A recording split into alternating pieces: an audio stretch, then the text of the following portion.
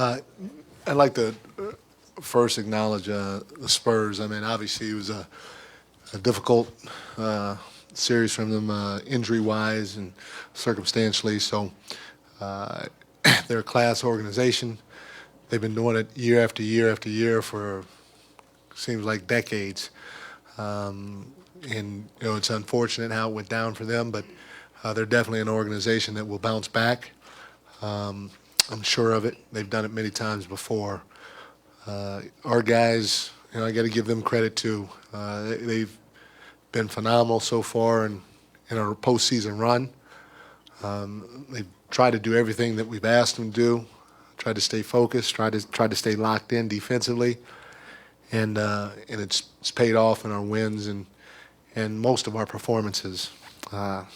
You look down at the box score, and KD had a heck of a game. Scoring. He was very efficient with his 29 points. He had 12 rebounds for us. But I thought tonight he was great defensively. Very few breakdowns on the defensive end on his part. He was locked in. He followed the game plan, and I thought he was spectacular for us on that end of the floor. Steph, he was Steph. He scored the ball. He shot the ball well for us, and he got us going. He helped get us going when they go on a run. It seemed like KD or Steph more often than not would hit a big three to keep the separation at hand. Our guys continually share the basketball with the 30 assists. At the end of the day, it's a good win for us, and it's hard. I don't care who you're playing. To make it to the NBA Finals, to win your conference finals, it's a big task. It's a huge accomplishment, and I tip my hat off to all of our players. Our coaching staff was phenomenal, management and ownership, and then all of our fans back in the Bay Area. Sam Amick, USA Today. Mike, you spent a lot of time around Manu, and certainly he could be retiring. How do you see his legacy, and for you personally, just what kind of memories come to mind as far as who he is and the way he competed? Wow. I've been in this thing since 1992, and just as a person, he's one of the all-time greatest that I've come across. I don't know if there are many people better than him as individuals. It's a sad day. It's also a joyful day because he's brought a lot, not only to the Spurs organization, Sam, to basketball all around the world. He's brought a lot of joy for a lot of people for many years. And he's going to be remembered for the titles and the scoring and all that other stuff. But you talk about a guy that's as talented as he is, could have done anything in the NBA for many years. He was humble enough to be one of the first to accept coming off the bench graciously. That speaks volumes. And in my opinion, it's helped set a trend going forward because I know I have used it. I'm sure other coaches have used it. But you can always look back and say, hey, remember that guy named Manu Ginobili? He graciously did it, and they won umpteen titles because of it. That just embodies who that guy is from day one.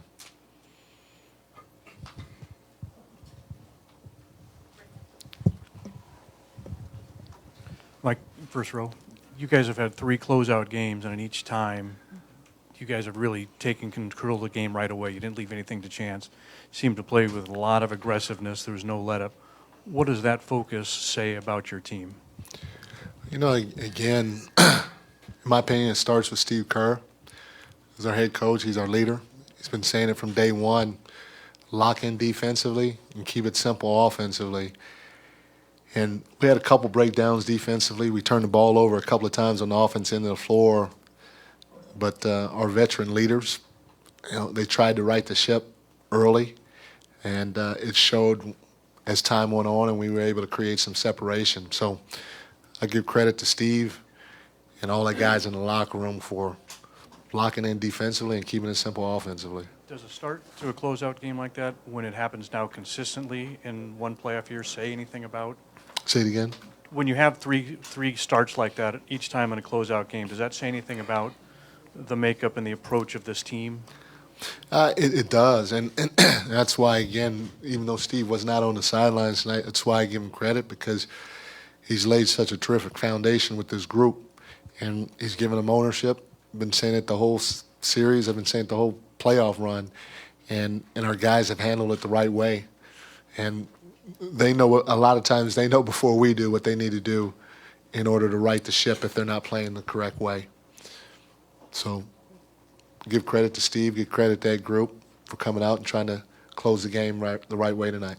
Mike, back to Manu for a moment. When the crowd was chanting Manu, Manu, and all the emotions were flying around the gym, did it seem like you were part of a historical moment? As crazy as it sounds, yes. I know that I'm looking forward to the day to tell my grandkids I was there for his last game. A lot of great players and great people have come through this organization. You feel that way about Manu. You feel that way about Tim. Tony one day, David Robinson. It was just not only great players but great people, and to hear the crowd serenade him like that was fun. And I was glad that I was here for it. Guys, we're going to take two more. Coach, Luis Ortiz, Telemundo, San Antonio.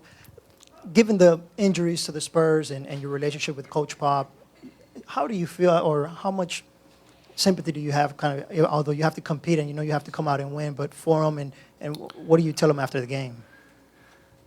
No, really, I let him talk to me. I just responded.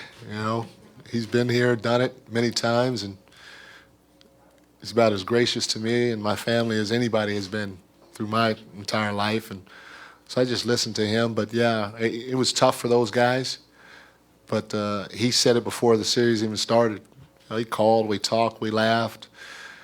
He said, "Hey, I love you." I told him I loved him. And he said, "But once this starts, we're going to try to kick your ass." I said, "Okay, it's on then." So, the injuries happen. It's part of the game. But at the end of the day, they still wanted to win, and we did too. Mike, Kirk Bowles from the Austin American-Statesman. As dominant as y'all have been in the postseason, do you worry about any type of lack of edge in close games when things are right down to the wire? Well, we feel like, the score is kind of misleading because we feel like we can play better. There are things on both sides of the ball that we can clean up, and and that's what's got our guys' attention or our focus, because we've been preaching certain things, and for the most part they've been doing it, but we've had lapses to where they've been big enough to our guys know that in order to get to our ultimate goal of winning the whole thing, we got to be better on both ends of the floor. So our guys are aware. We feel like if anybody or if there's any game that's close down the stretch, we have enough talent to win it on both ends of the floor, and our execution will help pay off if we're ever put in that position. Thanks, Mike. Thank you.